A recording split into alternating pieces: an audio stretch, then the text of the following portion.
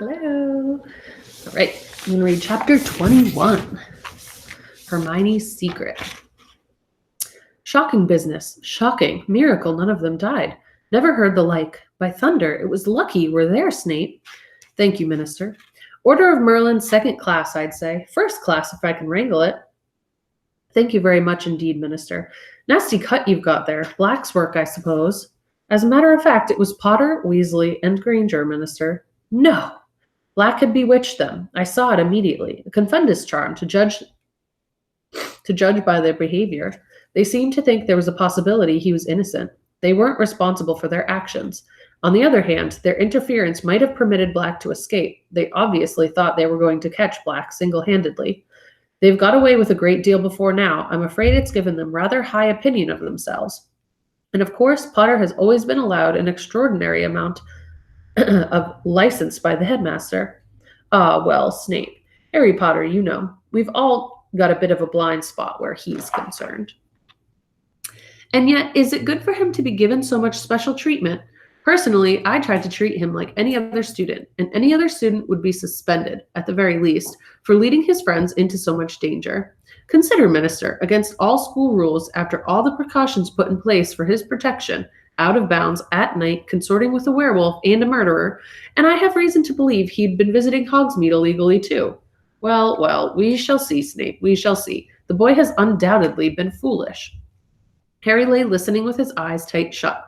He felt very groggy. The words he was hearing seemed to be traveling very slowly from his ears to his brain, so that it was difficult to understand. His limbs felt like lead, his eyelids too heavy to lift. He wanted to lie there, on this comfortable bed, forever. What amazes me most is the behavior of the Dementors. You've really no idea what made them retreat, Snape? No, Minister. By the time I had come around, they were heading back to their positions at the entrances. Extraordinary. And yet Black and Harry and the girl, all unconscious by the time I reached them. I bound and gagged Black, naturally, conjured stretchers, and brought them all straight back to the castle. There was a pause. Harry's brain seemed to be moving a little faster as it did. A gnawing sensation grew in the pit of his stomach. He opened his eyes. Everything was slightly blurred. Somebody had removed his glasses. He was lying in the dark hospital wing at the very end of the ward. He could make out Madame Pomfrey with her back to him, bending over a bed. Harry squinted. Ron's red hair was visible beneath Madame Pomfrey's arm. Harry moved his head over on the pillow. In the bed to his right lay Hermione. Moonlight was falling across her bed. Her eyes were open too. She looked petrified. And when she saw that Harry was awake, she pressed her finger to her lips and then pointed to the hospital wing door. It was open, and the voices of Cornelius Fudge and Snape were coming through it from the corridor outside. Madame Pomfrey now came walking briskly up the dark ward to Harry's bed. He turned to look at her. She was carrying the largest block of chocolate he had ever seen in his life. It looked like a small boulder. Ah, you're awake, she said briskly. She placed the chocolate on Harry's bedside table and began breaking it apart with a small hammer. How's Ron? Said Harry and Hermione together. He'll live, said Madame Pomfrey grimly. As for you two, you'll be staying here until I'm satisfied you're... Potter, what do you think you're doing? Harry was sitting up, putting his glasses on, and picking up his wand. I need to see the headmaster, he said. Potter, said Madame Pomfrey soothingly, it's all right. They've got Black. He's locked away upstairs. The Dementors will be performing the kiss any moment now. What? Harry jumped out of bed. Hermione had done the same, but his shout had been heard in the corridor outside. The next second, Cornelius Fudge and Snape had entered the ward. Harry, what is this? Said Fudge, looking agitated. You should be in bed. Has he had any chocolate? He asked Madame Pomfrey anxiously. Minister, listen. Sirius Black is innocent. Peter Pettigrew faked his death. We saw him tonight. You can't let the Dementors do that thing to Sirius. But Fudge was shaking his head with a small smile on his face. Harry, you're very confused. You've been through a dreadful ordeal. Lie back down now. We've got everything under control. No, you haven't, Harry yelled. You've got the wrong man. Minister, listen, please, Hermione said. She had hurried to Harry's side and was gazing imploringly into Fudge's face. I saw him too. It was Ron's rat. He's an animagus. Peter Pettigrew, I mean. And you see, Minister, said Snape. Confunded, both of them. Black's done a very good job. We're not confunded, Harry roared. Minister, Professor, said Madame Pomfrey angrily. I must insist you leave. Potter is my patient, and he should not be distressed. I'm not distressed. I'm trying to tell them what happened, Harry said furiously, if they would listen. Madame Pomfrey suddenly stuffed a large chunk of chocolate into Harry's mouth. He choked, and she seized the opportunity to force him back onto the bed. Now, please, Minister, these children need care. Please leave. The door opened again. It was Dumbledore. Harry swallowed his mouthful of chocolate with great difficulty and got up again. Professor Dumbledore, Sirius Black. For heaven's sake, said Madame Pomfrey, is this a hospital wing or not? Headmaster, I must insist. My apologies, Poppy, but I need a word with Mr. Potter and Miss Granger, said Dumbledore calmly. I have just been talking to Sirius Black. I suppose he's told you the same fairy tale he's planted in Potter's mind, spat Snape. Something about a rat and Pettigrew being alive. That indeed is Black's story, said Dumbledore, surveying Snape closely through his half-moon spectacles. And does my evidence count for nothing? Snarled Snape. Peter Pettigrew was not in the Shrieking Shack, nor did I see any sign of him on the grounds. That was because you were knocked out. You didn't arrive in time to hear, Miss Granger, hold your tongue. Now, Snape, said Fudge, startled, the young lady is disturbed in her mind. We must make allowances. I would like to speak to Harry and Hermione alone, said Dumbledore abruptly. Cornelius, Severus, Poppy, please leave us. Headmaster, spluttered Madame Pomfrey, I need treatment. They need rest. This cannot wait. I must insist. Madame Pomfrey pursed her lips and strode away into her office at the end of the ward, slamming the door behind her. Fudge consulted the large gold pocket watch dangling from his waistcoat. The Dementors should have arrived by now, he said. I'll go meet them. I'll see you upstairs. He crossed to the door and held it open for Snape, but Snape had not moved. You surely don't believe a word of Black's story, Snape whispered, his eyes fixed on Dumbledore's face. I wish to speak to Harry and Hermione alone, Dumbledore repeated. Snape took a step toward Dumbledore. Sirius Black showed he was capable of murder at the age of 16, he breathed. You haven't forgotten that, Headmaster. You haven't forgotten that he once tried to kill me?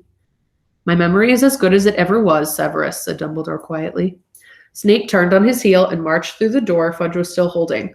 It closed behind them, and Dumbledore turned to Harry and Hermione. They both burst into speech at the same time. Professor Black's telling the truth. We saw Pettigrew. He escaped when Lupin turned into a werewolf. He's a rat. Pettigrew's finger. He cut it off. Pettigrew attacked Ron. It wasn't serious. But Dumbledore held up his hand to stem the flood of explanations. It is your turn to listen, and I beg that you will not interrupt me, because there is very little time. There is not a shred of proof to support Black's story except your word, and the word of 2 13-year-old wizards will not convince anybody. A street full of eyewitnesses swore they saw Sirius murder Pettigrew. I myself gave evidence to the Ministry that Sirius had been Potter's secret keeper. Professor Lupin can tell you, Harry said, unable to stop himself. Professor Lupin is currently deep in the forest, unable to tell anyone anything. By the time he's human again, it will be too late. Sirius will be worse than dead. I might add that werewolves are so mistrusted by most of our kind that his support will count for very little, and the fact that he and Sirius are old friends. But listen to me, Harry. It is too late. Do you understand? You must see that Professor Snape's version of events is far more convincing than yours. He hates Sirius, Hermione said desperately, all because of some stupid trick Sirius played on him. Sirius has not acted like an innocent man. The attack on the fat lady, entering Gryffindor Tower with a knife. Without Pettigrew, alive or dead, we have no chance of overturning Sirius's sentence. But you believe us. Yes, I do, said Dumbledore quietly. But I have no power to make other men see the truth, or to overrule the Minister for Magic. Harry stared up into the grave face and felt as though the ground beneath him was falling sharply away. He had grown used to the idea that Dumbledore could solve anything. He had expected Dumbledore to pull some amazing solution out of the air, but no, their last hope was gone. What we need, said Dumbledore slowly, and his light blue eyes moved from Harry to Hermione, is more time. But, Hermione began, and then her eyes became very round. Oh. Now pay attention, said Dumbledore, speaking very low and very clearly. Sirius is locked in Professor Flitwick's office on the 7th floor. 13th window from the right of the West Tower. If all goes well, you will be able to save more than just one innocent life tonight. But remember this, both of you, you must not be seen. Miss Granger, you know the law, you know what is at stake, and you must not be seen. Harry didn't have a clue what was going on. Dumbledore had turned on his heel and looked back as he reached the door. I'm going to lock you in. It is, he consulted his watch, 5 minutes to midnight. Miss Granger, 3 turns should do it. Good luck. Good luck, Harry repeated as the door closed behind Dumbledore. 3 turns? What is he talking about? What are we supposed to do? But Hermione was fumbling with the neck of her robes, pulling from beneath them a very long, fine gold chain. Harry, come here, she said urgently. Quick. Harry moved towards her, completely bewildered. She was holding the chain out. He saw a tiny, sparkling hourglass hanging from it. Here. She threw the chain around his neck, too. Ready? What are we doing? Said Harry, completely lost. Hermione turned the hourglass over 3 times. The dark ward dissolved. Harry had the sensation that he was flying very fast backwards. A blur of colors and shapes rushed past him. His ears were pounding. He tried to yell, but he couldn't hear his own voice. And then he felt solid ground beneath his feet again, and everything came into focus. He was standing next to Hermione in the deserted entrance hall, and a stream of golden sunlight was falling across the paved floor from the open front doors. He looked wildly around at Hermione, the chain of the hourglass cutting into his neck. Hermione, what? In here. Hermione seized Harry's arm and dragged him across the hall to the door of a broom cupboard. She opened it, pushed him inside amongst the buckets and mops, followed him in, and then slammed the door behind them. What? How? Hermione, what happened? We've gone back in time, Hermione whispered, lifting the chain off Harry's neck in the darkness. 3 hours back. Harry found his own leg and gave it a very hard pinch. It hurt a lot, which seemed to rule out the possibility that he was having a very bizarre dream. But, shh, listen, someone's coming. I think it might be us. Hermione had her ear pressed against the cupboard door. Footsteps across the hall. Yes, I think it's us going down to Hagrid's. Are you telling me, Harry whispered, that we're in this cupboard and we're out there too? Yes, said Hermione, her ears still glued to the cupboard door. I'm sure it's us. It doesn't sound like more than 3 people, and we're walking slowly because we're under the invisibility cloak. She broke off, still listening intently. We've gone down the front steps. Hermione sat down on an upturned bucket, looking desperately anxious. Harry wanted a few questions answered. Where did you get that hourglass thing? It's called a time turner, Hermione whispered, and I got it from Professor McGonagall on our first day back. I've been using it all year to get to all my lessons. Professor McGonagall made me swear I wouldn't tell anyone. She had to write all sorts of letters to the Ministry of Magic so I could have one. She had to tell them that I was a model student and that I'd never use it for anything except my studies. I've been turning it back so I could do hours over again. That's how I've been doing several lessons at once. See? But, Harry, I don't understand what Dumbledore wants us to do. Why did he tell us to go back 3 hours? How's that going to help Sirius? Harry stared at her shadowy face. There must be something that happened around now that he wants us to change. What happened? We were walking down to Hagrid's 3 hours ago. This is 3 hours ago, and we are walking down to Hagrid's, said Hermione. We just heard ourselves leaving. Harry frowned. He felt as though he was screwing up his whole brain in concentration. Dumbledore just said we could save more than one innocent life. And then it hit him. Hermione, we're going to have to save Buckbeak. But how will that help Sirius? Dumbledore said, he just told us where the window is, the window of Flitwick's office, where they've got Sirius locked up. We've got to fly Buckbeak up to the window and rescue Sirius. Sirius can escape on Buckbeak, and then they can escape together. From what Harry could see of Hermione's face, she looked terrified. If we manage that without being seen, it will be a miracle. Well, we have to try, don't we? Said Harry. He stood up and pressed his own ear against the door. Doesn't sound like anyone's here. Come on, let's go. Harry pushed the cupboard door open. The entrance hall was deserted. As quietly and quickly as they could, they darted out of the cupboard and down the stone steps. The shadows were already lengthening. The tops of the trees in the Forbidden Forest were shone with gold. If anyone's looking out the window, Hermione squeaked. We'll run for it, said Harry determinedly. Straight into the forest, all right? We'll have to hide behind a tree or something and keep a lookout.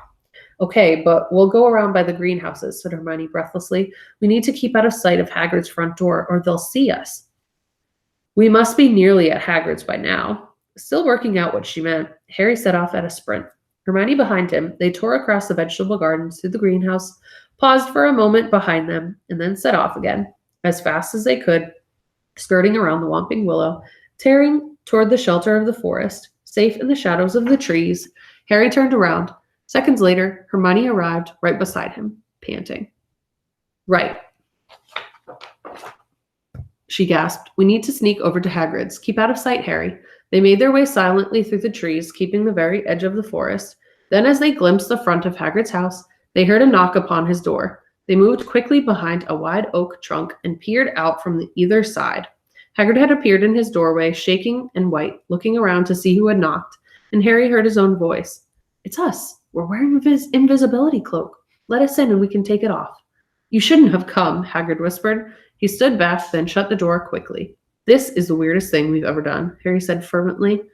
Let's move along a bit, Hermione whispered. We need to get nearer to Buckbeak. They crept through the trees until they saw the nervous hippogriff tethered to the fence around Hagrid's pumpkin patch. Now? Harry whispered. No, said Hermione. If we steal him now, those committee people will think Hagrid set him free. We've got to wait until they've seen he's tied outside. That's going to give us about 60 seconds, said Harry. This was starting to seem impossible. At that moment, there was a crash of breaking china from inside Hagrid's cabin. That's Hagrid breaking the milk jug, Hermione whispered. I'm going to find Scabbers in a moment. Sure enough, a few minutes later, they heard Hermione's shriek of surprise. Hermione, what if we just run in there and grab Pettigrew? No, said Hermione in a terrified whisper.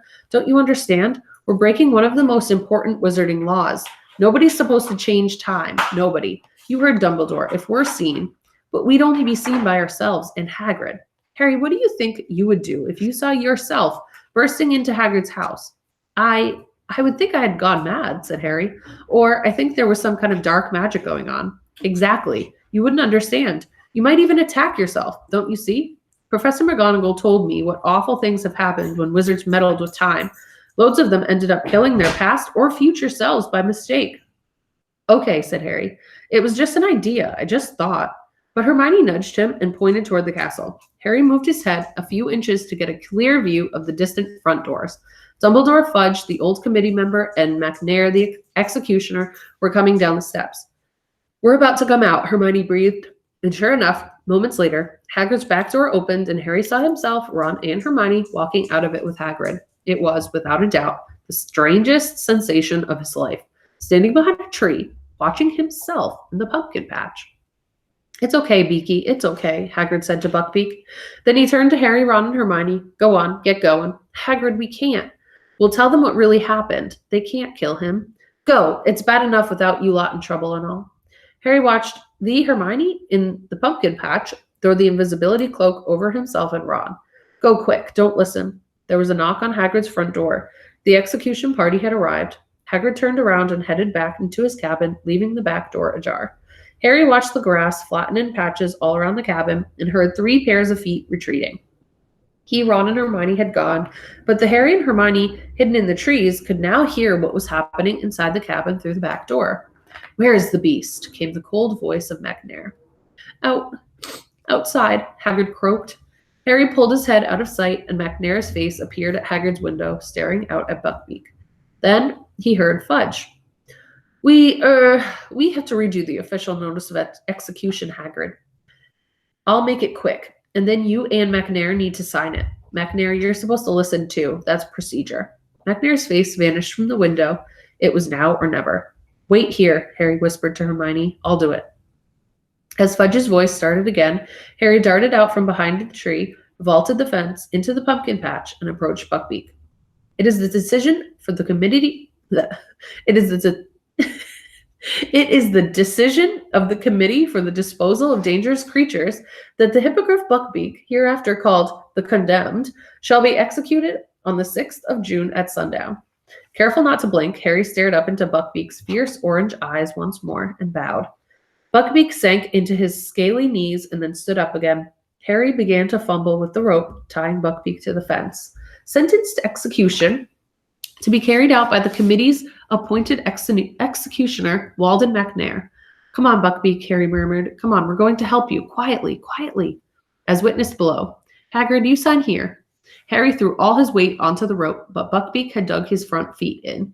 Well, let's get this over with, said the reedy voice of the committee member from inside Hagrid's cabin. Hagrid, perhaps it would be better if you stayed inside. No, I want to be there with him. I don't want him to be alone. Footsteps echoed from within the cabin. Buckbeak, move! Harry hissed. Harry tugged harder on the rope around Buckbeak's neck. The hippogriff began to walk, rustling its wings irritably. They were still 10 feet away from the forest, in plain view of Hagrid's back door. One moment, please, McNair, came Dumbledore's voice. You need to sign, too. The footsteps stopped. Harry heaved on the rope. Buckbeak snapped his beak and walked a little faster. Hermione's white face was sticking out from behind the tree. Harry, hurry, she mouthed. Harry could still hear Dumbledore's voice, talking from within the cabin. He gave the rope another wrench, and Buckbeak broke into a grudging trot. They had reached the trees. Quick, quick, Hermione moaned, darting out from behind the tree, seizing the rope too, and adding her weight to make Buckbeak move faster. Harry looked over his shoulder. They were now blocked from sight. They couldn't see Hagrid's garden at all. Stop. They might hear us. Hagrid's back door had opened with a bang. Harry, Hermione, and Buckbeak stood quite still. Even the hippogriff seemed to be listening intently. Silence, and then, Where is it? Said the reedy voice of the committee member. Where is the beast? It was tied here, said the executioner. I saw it, just here. How extraordinary, said Dumbledore. There was a note of amusement in his voice. Beaky, said Hagrid huskily. There was a swishing noise, and the thud of an axe. The executioner seemed to have swung it into the fence in anger. And then came the howling. This time, they could hear Hagrid's words through his sobs. Gone, gone, bless his little beak. He's gone, must have pulled himself free. Beaky, you clever boy. Buckbeak started to strain against the rope, trying to get back to Hagrid. Harry and Hermione tightened their grip and dug their heels into the forest floor to stop him. Someone untied him, the executioner was snarling. We should search the grounds, the forest. McNair, if Buckbeak has indeed been stolen, do you really think the thief would have led him away on foot? Said Dumbledore, still sounding amused. Search the skies, if you will. Hagrid, I could do with a cup of tea or a large brandy. Oh, of course, Professor, said Hagrid, who sounded weak with happiness. Come in, come in. Harry and Hermione listened closely. They heard footsteps, the soft cursing of the executioner, the snap of the door, and then silence once more. Part 2 coming soon.